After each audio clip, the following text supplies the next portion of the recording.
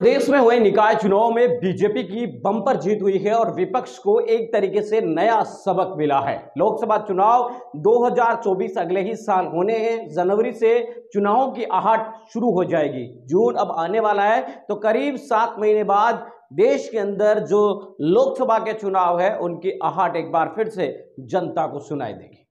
कुछ कुछ खबरें अलग भी चल रही है, लेकिन कुल मिलाकर बात यह है कि विधानसभा चुनाव होंगे राजस्थान, मध्य प्रदेश, छत्तीसगढ़ सहित कई राज्यों में, लेकिन उसके बाद देश के अंदर लोकसभा के चुनाव होंगे। लेकिन खबर यह निकल कर आ रही है कि उत्तर प्रदेश में भीम आर्मी और आजाद समाज पार्टी के अध्यक्ष चंद्रशेखर आजाद भी इस बार लोकसभा का चुनाव लड़ सकते हैं।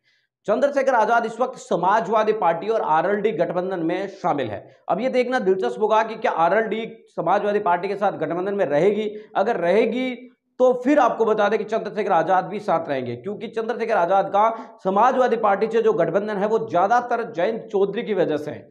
ऐसे में चंद्रशेखर आजाद को 2 सीटों पर लड़ने की चर्चा काफी ज्यादा चल रही है कि चंद्रशेखर आजाद को 2 में से किसी एक सीट पर चुनाव लड़ाया जा सकता है। कुछ चंद्रशेखर आजाद भी लोकसभा का चुनाव है वो लड़ सकते हैं। चंद्रशेखर आजाद उत्तर प्रदेश की 2 प्रमुख सीटें, जिसमें नगीना और आपको बता दें कि बिजनौर आ रही है, दोनों ऐसी सीटें हैं जो बहुजन समाज पार्टी के खाते में है और बहुजन समाज पार्टी का इन दोनों ही सीटों को गढ़ भी माना जाता है। बहुजन समाज पार्टी ने 2019 के अंदर भी इन दोनों सीटों से चुनाव जीता था। इन सीटों पर बहुजन समाज पार्टी के अध्यक्ष मायावती जी भी कई बार सांसद रह चुकी है। तो ऐसे में आपको बता दें कि ये प्रमुख सीटें मानी जाती है और आंदोलन के लिए परफेक्ट सीटें मानी जाती है। तो इन सीटों पर चंद्रशेखर आजाद भी आपको बता दें कि चुनाव लड़ सकते हैं, क्योंकि समाजवादी पार्टी और जयंत चौधरी की पार्टी के पास ऐसा मजबूत कैंडिडेट इन सीटों पर है नहीं। तो ऐसे में वो चंद्रशेखर आजाद को उतार सकते हैं। कुल मिलाकर बात साफ नजर आ रही है कि चंद्रशेखर आजाद अगर बिजनौर या नगीना से चुनाव लड़ते हैं तो बहुजन समाज पार्टी के लिए मुश्किल बढ़ेगी या फिर नहीं, ये देखने वाला दिलचस्प होगा।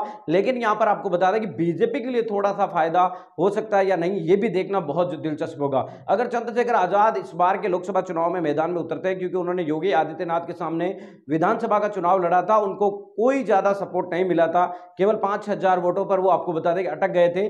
लेकिन यहां पर लोकसभा के अंदर वो यही कोशिश करेंगे कि उनकी जीत हो, ताकि उनकी पार्टी भी आपको बता दें कि आगे बढ़ती रहे। ऐसे में देखना दिलचस्प होगा कि बिजनौर और नगीना का चुनाव कितना रोमांचक होता है अगर चंद्रशेखर आजाद उतरते हैं। तो मिलेंगे इस वीडियो अपडेटों के साथ, आपसे लेते विदा।